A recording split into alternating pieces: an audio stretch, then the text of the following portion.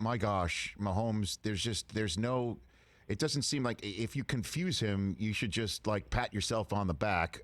It's not as if he's not confusable, but you can confuse him. It's just so rare to do that. And everything that Andy Reid dials up, that if you fall down to the Chiefs, which is more often than not, you better have an offense that can potentially go point for point with them. And it seemed like the Ravens have trouble with this. They have yet to win with Lamar Jackson at quarterback. Yeah. Coming back from a halftime deficit. What do you see about this offense and what's going on with Baltimore based on what we saw? Well, I think they're structured a certain way, Rich. The reality is the offense is structured around Lamar Jackson as a runner, and all the pass game works off of that. They don't really have what we would view as a true drop-back pass game in a strict sense. So what happens is, and I think Steve Spagnuolo did an unbelievable job. Now, he also knows in his back pocket that his offense is likely to put up 30-plus points every week, right. And I think that allows you to do some things you might not otherwise do. But he pretty much said on third down and other downs as well, you know what, we're going to play press man and we're going to blitz. And what that's going to do is it's going to make your receivers have to win one-on-one matchups.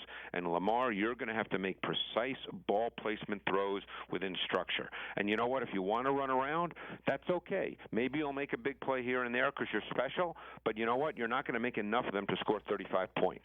So that was the approach Steve Spagnuolo took, and it worked in that game. So now Baltimore, I'm not saying every team will do that because I'm not a blueprint guy. You have to do what fits your team. Right.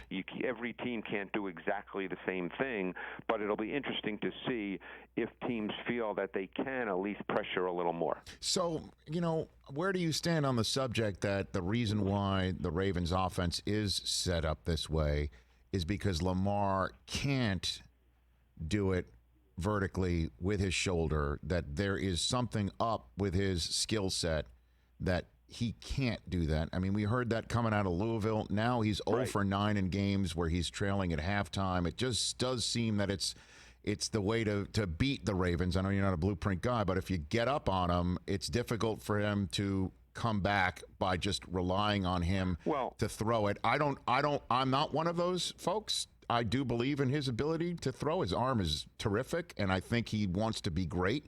So it's not anything between the temples, but I'd love for your evaluation, Greg. Well, he's super competitive. He's a great kid. I've been around him. He's as competitive as there is. I think he's an improving thrower, but I've always been a believer in one thing, and I've watched tape for a long time, Rich, as you know, yes. Is that coaches tell you how they feel about their players by how they use them. And at this moment, okay, and we lose track because Lamar had a phenomenal year last year. We lose sight of the fact he's a third-year player. He's a young player.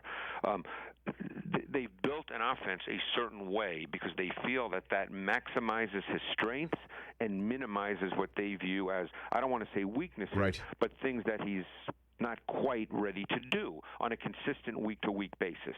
So that's the way they built their offense. This is not me talking. This is what they do.